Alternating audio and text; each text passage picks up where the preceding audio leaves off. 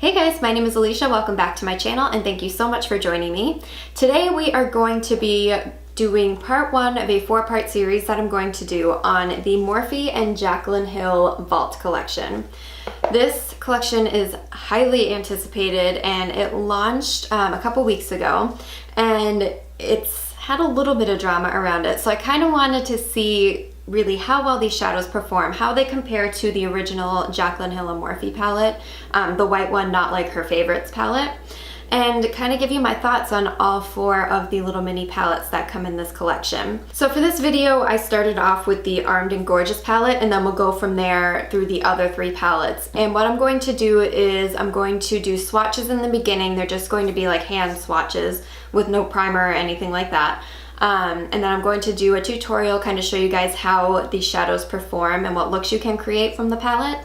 And then at the end I will give you my overall thoughts on the actual palettes and kind of how they compare to each other and how they compare to the original Jaclyn Hill and Morphe palette. So if you'd like to see my thoughts on the first of the 4 palettes from the Jaclyn Hill Vault collection and see how I did this look with the palette, then just keep on watching. Alright guys, so as I said in the beginning, we're going to be starting off with the Armed and Gorgeous palette from the Jaclyn Hill Vault collection. This is what the palette looks like right here. It definitely has a nice kind of array of oranges, browns. It even has this nice kind of like army green in there. And it does have like this mustardy tone to it, which I really like. So we'll hopefully be able to create a really nice look out of it. So what I'm thinking of doing is I will swatch all of them for you, and then what we'll do is create a look with it, and then I will kind of give you my final thoughts on the palette itself. So let me get to swatching these shadows for you. Alright guys, so here are the swatches of the first 3. So this one here is VIP, and this one is kind of more of a shimmer shadow. It doesn't have too much sparkle in it though. It's more of like a satiny type finish. I really like that one.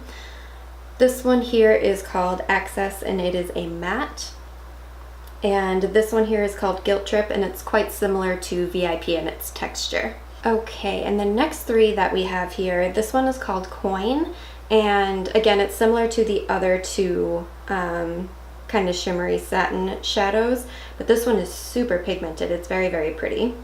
And these 2 here are mattes. This first one is called Agent, and this one here is called Top Secret. And as you can see, there was a little bit of dragging, and it kind of caught on right when I initially swatched it, and then when I blended it out, it just seems a little patchy. So we'll just have to see how they apply it on the actual lid. Okay, and here are the last 4 shadows in the palette. So starting with this brown here, we have Smooth Criminal, which is a matte. This orange is called Secure, and it's also a matte. This brown here is called Prowl, and that is a matte. And this shadow here is Classified, and again it's similar to those other kind of shimmery satin shades that are in the palette. Alright guys, so to start this look, I've already primed my eyelids with my MAC Layin Low Paint Pot and just set that with some of my face powder. And I'm going to go in with my Sedona Lace EB13 brush, and I'm thinking of taking this shadow here, which is called Access, and I'm just going to blend this right into the crease.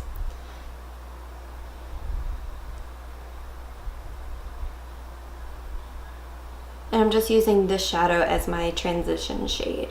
So on camera it looks like it's showing up. In person it looks kind of like a lot of it got blended away. I mean, I can definitely see the shadow there, but it's pretty similar anyway to kind of like my skin tone in a way, so like the undertone is the same.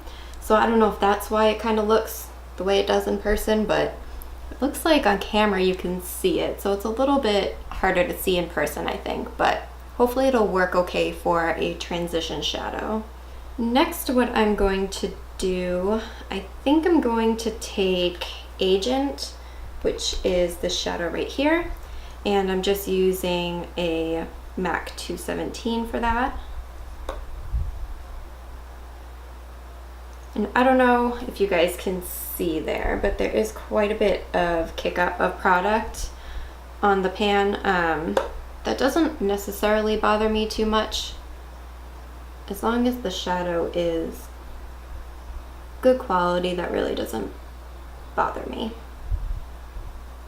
So I don't know if you guys can tell, but I'm trying to blend this and it just kind of seems like it's blending away. I feel like I have to keep just packing more and more product on the brush and onto the lid. And it just really seems like it's not staying too well. Okay, taking my Morphe M433 brush, I'm just going to go into this green shadow here. This one is called Top Secret. And I'm just going to blend this into the outer corner.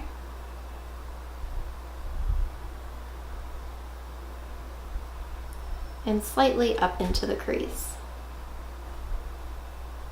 The shadow seems to be going on a little bit better than the others.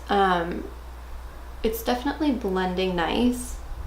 I don't really notice too much patchiness, but I don't know if you can see like on the outer corner, it's like not depositing much of the product there. Okay, so I just zoomed you guys in for a minute just because I wanted to kind of show you. So I don't know if you can see like right here, it's definitely a little bit lighter, and then kind of in the crease area, it just got darker on its own.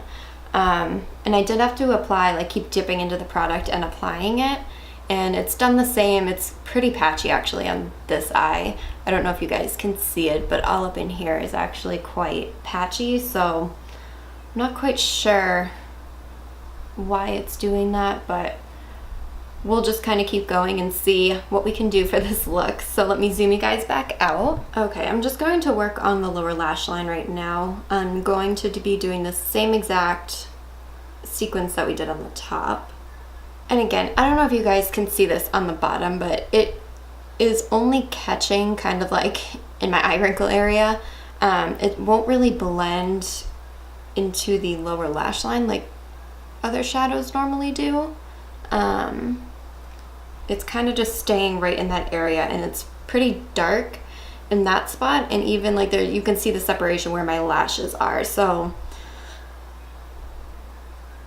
and it looks different on this eye too, but it's kind of making it look almost like, I don't know, I started down here on purpose, but it's just not really blending out easily either. All right, so we'll move on to the lid shade, I think, and I'm going to take Classified, and I'm going to take this on my e.l.f. shader brush, and I'm going to put this right on the lid. Now, mind you, this is with my brush dry, so I kind of wanted to see how it applied dry before wetting my brush, because to be honest, I mean, I don't wet my brush for every single shimmer or satin type finish eyeshadow, so I want to kind of see what the baseline is for this before wetting my brush. I've gone in 3 times now. I mean, it's not terrible, but it's not like the best thing in the world. It's not super potent like the swatch was for sure, so we'll kind of have to see what it's like wet. So let me just spray my brush, and I'm just using some Fix Plus for that. Let's see how this goes on.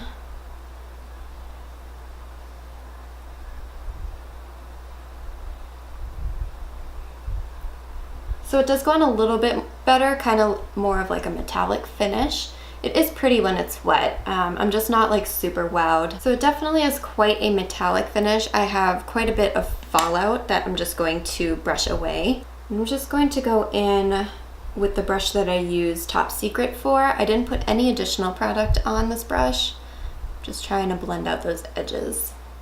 And I do think Classified is a pretty shade. It's not something, again, like I said, that I'm super wowed by, and I don't know if you can see in the pan, but it gets quite clumped up and kind of like grungy looking after you apply it with a wet brush. So just another thing to keep in mind, and you do lose a lot of that product, unfortunately, too. All right, next I'm going to go into VIP, and I'm going to use this as my highlight shade.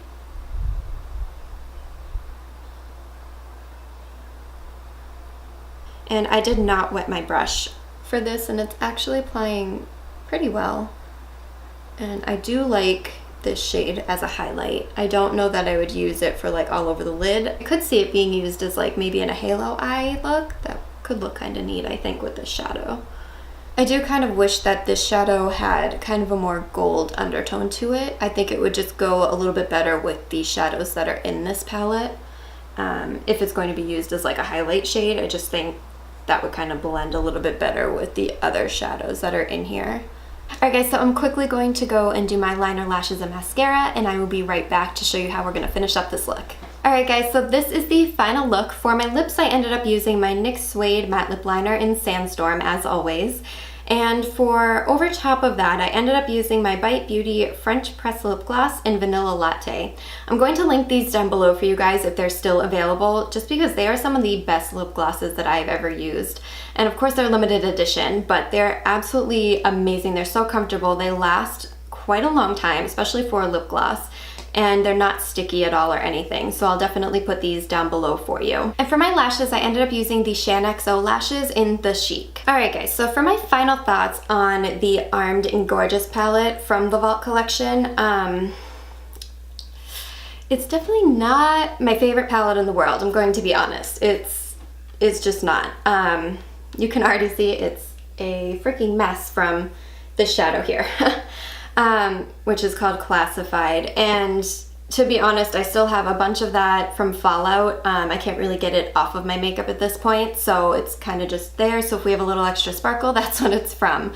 I do feel that the shadow was pretty, you know, once it was wet and everything, but I did have trouble applying my eyeliner over top of it. It kind of applied like if I had a glitter on my eyelid. It was just kind of dragging over the eyeshadow, and then the eyeshadow started blending in with my eyeliner. And I used my Kat Von D eyeliner in Trooper, which is the eyeliner that I always use. And I had to go over top of my eyeliner with my Inglot 77 gel liner, like completely over top of it. And I usually only do that on the outer corners because this is waterproof and my eyes water. So it's just kind of not convenient. It's a lot of work, I guess is what I should say. And you can still see in the crease there is a lot of patchiness from blending. It's not terrible, but I do feel like the shadow's kind of just more muddied together than anything else. It's definitely not my favorite palette, which kind of sucks because I really like this color scheme. I think it's stunning, and I just like the layout of the palette, but I just wish that especially the mattes performed better. They're definitely just really patchy. And like I said with Access and Agent, I mean, they barely even showed up. You couldn't really see them. You can see a hint of Agent right now, but it kind of just, I don't know, I'm very underwhelmed. Also with VIP, which is the inner corner and highlight shadow that I have on right now, like I said, while I was using it, it just kind of doesn't flow with the palette. I wish that it had more of like a gold undertone, and I think that it would have kind of meshed more with the shadows that were in this palette. Alright guys, so that is my overall thoughts on the Armed and Gorgeous palette. We still have the other 3 palettes to go, so maybe we'll have better luck with those. I'm always going to keep kind of like a positive vibe. You never know what the other palettes will show, but this is just kind of my experience with these shadows. I'll definitely keep playing with them just to kind of see, you know, whether they work better with my primer not set, or maybe a different primer. You never know, but it's worth trying out to at least see if they work well, and kind of compare to the Jaclyn Hill Morphe palette, the original one, because I absolutely love that palette. I think it works perfectly fine. I never had an issue with it. I do usually wet the kind of satin shimmer shades in that palette too, but I find that they're pretty vibrant on their own and they don't need to be wet. Where so far with at least this palette, it did need to be wet to really give me the shadow as I wanted it, like it was in the swatch. So that's kind of the only thing with it. So we'll kind of see how the rest of these palettes go from here, and I'll give you my overall thought at the end of using all of the palettes from the Vault collection. Alright guys, so as always, please make sure to subscribe and hit that notification bell so you guys know when I post my videos. And also, if you could, and if you liked this video and found it helpful, please make sure to hit that like button down below. I will have all my products that I use listed down below in the down bar as always, so please make sure to check that out if you have any questions on anything that I used. And like I said, I will post these lip glosses down in the description box as well if they're still available on Sephora. Alright guys, I will talk to you in the next one. Bye!